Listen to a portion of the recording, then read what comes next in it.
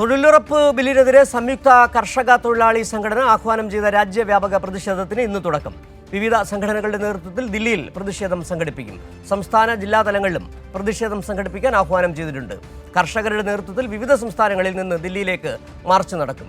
തൊഴിലാളി വിരുദ്ധ ബില്ല് പിൻവലിക്കും വരെ സമരം തുടരാനാണ് കർഷകരുടെ നീക്കം. വിവരങ്ങളുമായി അബ്ദുൾ റഷീദ് ചേരും. അബ്ദുൾ റഷീദ്, നിലവിൽ തൊഴിലുറപ്പ് എന്ന് പറയുന്നത് നിരവധി മേഖലകളുമായി ബന്ധപ്പെട്ട് കൂടിക്കിടക്കുകയാണ്. കാർഷിക വൃത്തികളുമായി ബന്ധപ്പെട്ടും തൊഴിലുറപ്പ് പദ്ധതിക്ക് വളരെ പ്രാധാന്യമുണ്ട്. സ്വാഭാവികമായും ബില്ല് അട്ടിമറിക്കപ്പെടുമ്പോൾ രാജ്യത്തെ കാർഷിക മേഖലയെ കൂടി അത് ബാധിക്കുകയും ചെയ്യും. ഇത് കൃത്യമായി നേരിട്ട് ബാധിക്കാൻ പോകുന്നത് കർഷകരടക്കമുള്ള തൊഴിലാളി സമൂഹത്തെയാണ്. അതുകൊണ്ട് തന്നെയാണ് പ്രക്ഷോഭം അവിടെ നിന്ന് തന്നെ തുടങ്ങുകയും ചെയ്തത്. എന്താണ് ഈ പ്രക്ഷോഭത്തിന്റെ മറ്റു വിവരങ്ങൾ?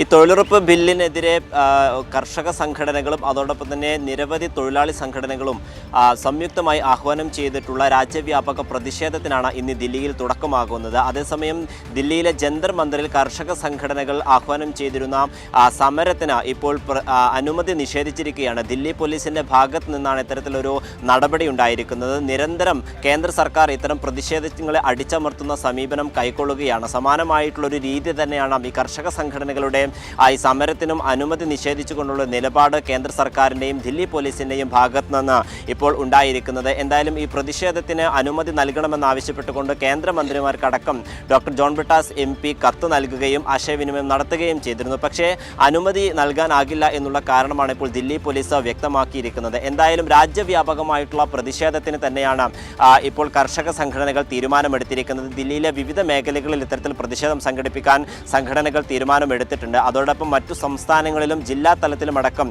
പ്രതിഷേധങ്ങൾ ശക്തമാക്കാനുള്ള ഒരു തീരുമാനമാണ് സംഘടനകളുടെ ഭാഗത്ത് നിന്ന് ഉണ്ടായിട്ടുള്ളത്. അതോടൊപ്പം കർഷക സംഘടനകളിലെ പെട്ട വിവിധ ആളുകൾ വിവിധ മേഖലകളിൽ നിന്നും ദില്ലിയിലേക്ക് പ്രതിഷേധ മാർച്ചും പ്രക്ഷോഭവും നടത്താനുള്ള ആഹ്വാനം കൂടി കർഷകർ മുന്നോട്ട് വെക്കുകയും ചെയ്തിട്ടുണ്ട്. പ്രത്യേകിച്ചും കഴിഞ്ഞ വർഷങ്ങളിൽ ഉണ്ടായിട്ടുള്ള കർഷക സമരങ്ങൾക്ക് സമാനമായിട്ടുള്ള സമരം തന്നെയായിരിക്കും ഇനി രാജ്യ തലസ്ഥാനത്തും അതോടൊപ്പം വിവിധ സംസ്ഥാനങ്ങളിൽ ഉണ്ടാകാൻ പോകുന്നത് എന്നുള്ളതാണ് മനസ്സിലാക്കാൻ സാധിക്കുന്നത്. പ്രത്യേകിച്ചും ഈ രാജസ്ഥാൻ അതോടൊപ്പം UP, ഹരിയാന, പഞ്ചാബ് തുടങ്ങിയിട്ടുള്ള സംസ്ഥാനങ്ങളിൽ നിന്നുള്ള കർഷകർ ഒന്നടങ്കം ദില്ലിയിലേക്ക് മാർച്ച് സംഘടിപ്പിക്കുമെന്നുള്ളത് നേരത്തെ വ്യക്തമാക്കിയിരിക്കുന്നു. ഇനിയും പോലീസ് ദില്ലിയിലെ സമരത്തിനടക്കം അനുമതി നിഷേധിച്ച ഘട്ടത്തിൽ ദില്ലിയിലേക്കുള്ള കർഷകരുടെ പ്രവേശനം തടയുന്ന ചില നിലപാടുകൾ കൂടി കേന്ദ്ര സർക്കാരിൻ്റെ ഭാഗത്ത് ഉണ്ടാകാൻ സാധ്യതയുണ്ട്. ഇത്തരത്തിൽ അതിർത്തി മേഖലകൾ കേന്ദ്രീകരിച്ചുകൊണ്ട് ഈ സമരക്കാരെ തടയുന്ന നിലപാടായിരിക്കും കേന്ദ്രത്തിൻ്റെ ഭാഗത്ത് ഉണ്ടാവുക. എന്തായാലും രാജ്യവ്യാപകമായിട്ടുള്ള പ്രതിഷേധം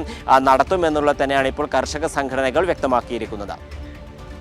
ശരി, അബ്ദുൾ റഷീദാണ് തൊഴിലുറപ്പ് പദ്ധതി അട്ടിമറിച്ച കേന്ദ്ര സർക്കാരിനെതിരെ കർഷകരുടെ രാജ്യവ്യാപക പ്രക്ഷോഭത്തിന് തുടക്കമായി എന്ന വാർത്തയുടെ വിവരങ്ങൾ നൽകിയത്.